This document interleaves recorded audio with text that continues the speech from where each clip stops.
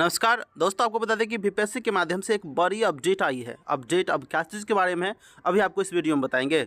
माननीय अतुल प्रसाद के द्वारा एक ट्वीट किया जाता है जिसमें बताया जाता है कि भाषा अहर्ता को खत्म किया जाता है। साथियों, इसके बारे में तो मैंने कल ही इन्फॉर्म कर दिया था, लेकिन आज हम बात करेंगे कुछ अलग टॉपिक पर बात करेंगे। साथ में यह भी पता होगा कि एनओएस शिक्षक अभ्यर्थी को बीपीएससी टीआरई 2.0 से बाहर कर दिया गया है। साथियों, हम ऐसे डायरेक्ट नहीं बोलेंगे कि बाहर कर दिया गया है। अब किस व्यू से आपको लेटर निकाला गया है, उस लेटर को आप किस व्यू से देखते हैं, हम आपको इसमें समझाएंगे। थोड़ा सा ज़रूर देखिएगा वीडियो को लास्ट तक, तब आपको समझ में आएगा कि वास्तव में हटाया जाएगा एनओएस रीडर को या नहीं हटाया जाएगा। चलिए हम स्टार्ट करते हैं आज के वीडियो को। लेकिन सबसे बड़ी मुद्दा जो है आज के इस वीडियो में वह कट ऑफ को लेकर है। कट ऑफ आपको पता है कि जब एनआईएस डीएलएड वाले अभ्यर्थी हटेंगे और भाषा अहर्ता को खत्म किया जाएगा तो कट ऑफ में भारी आपको बढ़ोतरी होगी। साथियों, कंपटीशन की संख्या बढ़ जाएगी अगर भाषा अहर्ता को खत्म किया जाता है, क्योंकि बहुत से ऐसे अभ्यर्थी थे जो भाषा में फेल हो रहे थे, मतलब 9 मार्क नहीं ला रहे थे। ऐसे में कोई अभ्यर्थी का ऐसा एग्ज़ाम था जो मेन पेपर अच्छा गया था, भाषा का खराब गया था, इसकी वजह से तो वे कंपटीशन से बाहर थे, लेकिन अब वे भी कंपटीशन में शामिल है। चलिए हम स्टार्ट करते हैं इसकी वीडियो को, एक एक करके चर्चा करते हैं सब टॉपिक पर। सबसे पहले आपको बता दें कि आपके सामने एक न्यूज़ दिख रहा होगा जो कि टाई ब्रेक को लेकर है। टाई ब्रेक आपको पता है कि जब आपकी रिज़ल्ट हो जाएगी, मतलब आप ज्वाइन के लिए जाइएगा, तो आपकी मेधा सूची बनेगी। मेधा सूची में आपको कैसे बनाया जाएगा थोड़ा समझिएगा। मान के चलिए कि लास्ट कट ऑफ आपका 60 गया आपके कैटेगरी में, और 60 पे कई सारे अभ्यर्थी है, 61 तक का सिलेक्शन हो गया और 60 पे टाई ब्रेक हो जाता है और सीट कम अभ्यर्थी ज़्यादा। ऐसे में पहले बताया गया था कि इस बार जो टाई ब्रेक होगा उसमें पहले भाग 3 में विषय वाले प्रश्नों में आए अंक को पैमाना बनाया जाएगा। विषय में समान अंक होने की स्थिति में भाग 1 के क्वालिफाइंग वाले हिस्से में आए अंक को आधार बनाया जाएगा और उसमें अधिक अंक लाने वाले का चयन होगा। मतलब साथियों, आपको पता है कि भाषा अहर्ता का एक एग्ज़ाम हुआ था जो कि 30 मार्क का हुआ था। 30 में आपको मिनिमम 9 मार्क लाने थे, 30%। उसमें कोई अभ्यर्थी ऐसे हैं जो 29 ला लिए, 28 ला लिए, तो उसका मार्क्स ज़्यादा हो गया, और कोई अभ्यर्थी का 12 ही मार्क है। तो ऐसे में पहले 28-29 वाले अभ्यर्थी का लिया जाएगा, उसके बाद 12 मार्क वाले को। अगर सीट नहीं बचा तो उसको नीचे वाले को नहीं लिया जाएगा। ऐसे में साथियों को बता दें कि यह जो है भाषा अहर्ता अब खत्म कर दिया गया है। मतलब आपका जो टाई ब्रेक है वह भाषा अहर्ता पर नहीं बनेगा, पहले जो डेट ऑफ बर्थ वाइज था वैसे ही बनेगा। अब देखिए, बता दें आपको, भाषा अहर्ता 1 से 12 तक की वैकेंसी थी, इसमें 1 से 5 में नहीं हटाया गया है, केवल 6 to 8 में, 6 to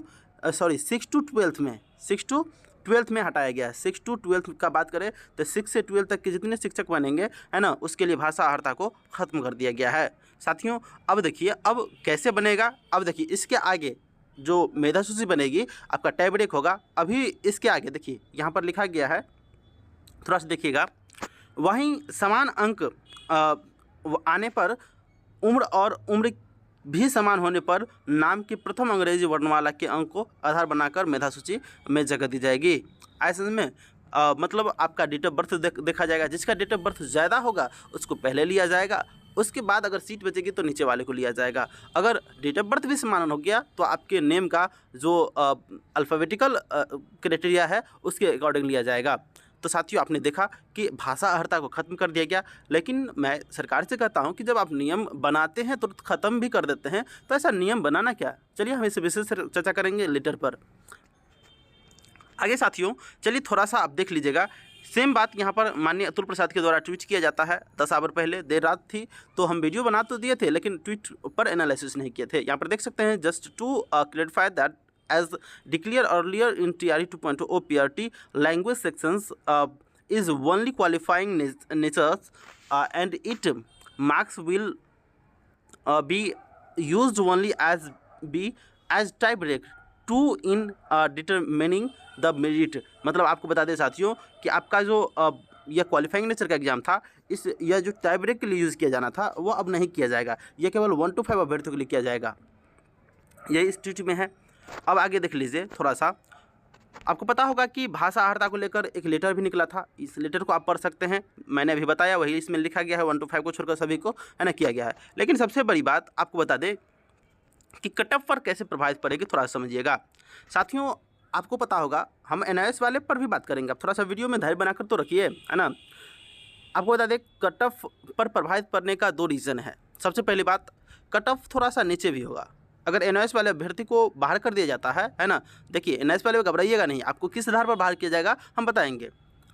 अगर एनआईएस वाले को बाहर कर दिया जाता है तो अभ्यर्थियों की संख्या घटेगी, और बहुत ज़्यादा अभ्यर्थी की संख्या 6 to 8 में एनआईएस वाले की नहीं है ना, तो उसके अकॉर्डिंग बहुत ही कम प्रभाव पड़ेगी। लेकिन जब भाषा अर्हता वाले को भाषा अर्हता खत्म कर दिया जाता है तो बहुत सारे अभ्यर्थी कंपटीशन में आ जाएंगे। ऐसे में वास्तविक बात है कि पहले अगर आप मान के चलिए कि सोशल साइंस का कट ऑफ अनुमानित कट ऑफ हो सकता है कि आपका 6 to 8 में कम से कम 75 प्लस होगा, है ना, जो अनुमानित कट ऑफ था।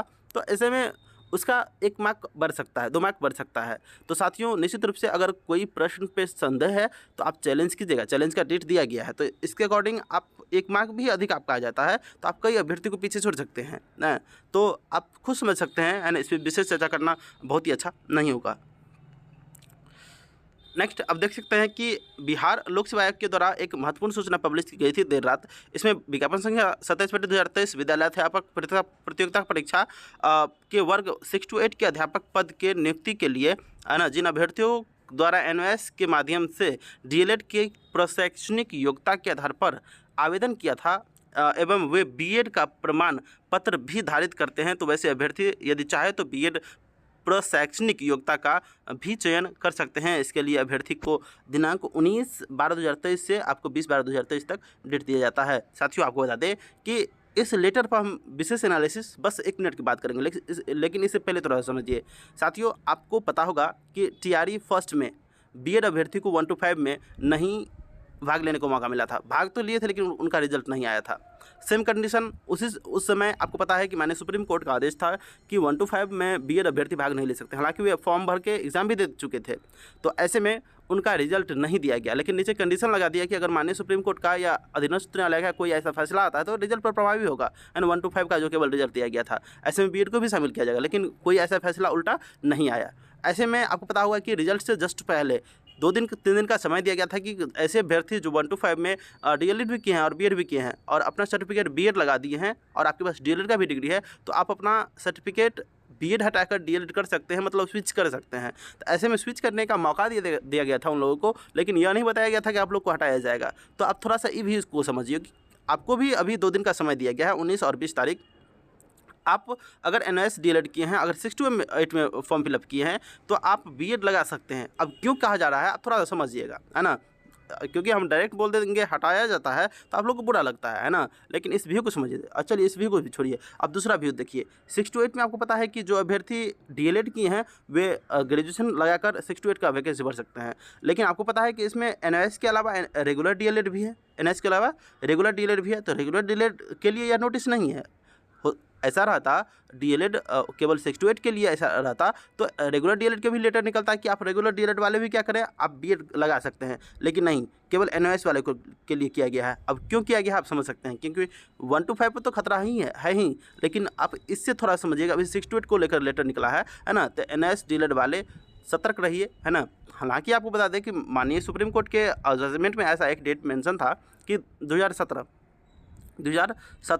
10/8/2017 था। 10/8/2017 से पहले ऐसे शिक्षक अभ्यर्थी जो पहले से शिक्षक के रूप में कार्यरत है, चाहे वो प्राइवेट में हो या सरकारी में हो, तो उसके लिए यह डिग्री वैलिड होगा, लेकिन अगर अदरवाइज़ किए हैं तो उसके लिए वैलिड नहीं होगा। हालांकि बीपीएससी इसको किस व्यू से लेती है, आपको रखेगी या नहीं रखेगी, या जब लेटर पब्लिश किया जाएगा या रिजल्ट दिया जाएगा तभी समझ में आएगा, क्योंकि बीपीएससी कभी भी स्पष्ट नहीं करती है किसी बात को, है ना, जो विवादित मुद्दा होता है। तो ऐसे में साथियों विवादित मुद्दा पर हम भी चर्चा नहीं करना चाहेंगे, लेकिन आप एक थोड़ा सा व्यू समझिएगा कि जैसे अतुल प्रसाद घुमा फिरा कर जवाब देते हैं, जैसे कि बीएड वाले मामले में था कि पूछा गया था मीडिया मधु के द्वारा कि बीएड को प्राइमरी में शामिल किया जाएगा टीआरई फर्स्ट में कि नहीं, तो उन्होंने जवाब दिया था कि जिसने दर्द दिया है वही दवा देगा। मतलब सीधा समझ सकते हैं कि उनके द्वारा घुमा फिरा के बताया गया। लेकिन अभी भी पूछा जाएगा कि सर एनआईएस वाले को बाहर किया जाता है, तो वे बताएंगे नहीं, आपको कुछ ना कुछ नया आपको घुमा फिरा कर जवाब दे देंगे, लेकिन जवाब जरूर दे देंगे। ऐसे में साथियों जब तक रिजल्ट नहीं आ जाती है तब तक कोई आपको नहीं बता सकता है कि आपको हटाया गया कि नहीं हटाया गया, लेकिन आप इस व्यू से समझ सकते हैं कि निश्चित रूप से आपको हटाया जा रहा है। साथियों आज की वीडियो को हम ये मेहनत करते हैं, तब तक के लिए थैंक्स फॉर वॉचिंग। अगर कोई कन्फ्यूजन रहा इसके अकॉर्डिंग या कोई भी कन्फ्यूजन आपको शिक्षक भर्ती से लेकर है तो आप हमें कमेंट कर सकते हैं, पूछ सकते हैं। हम आपका भाई जवाब देने के लिए हमेशा तैयार है।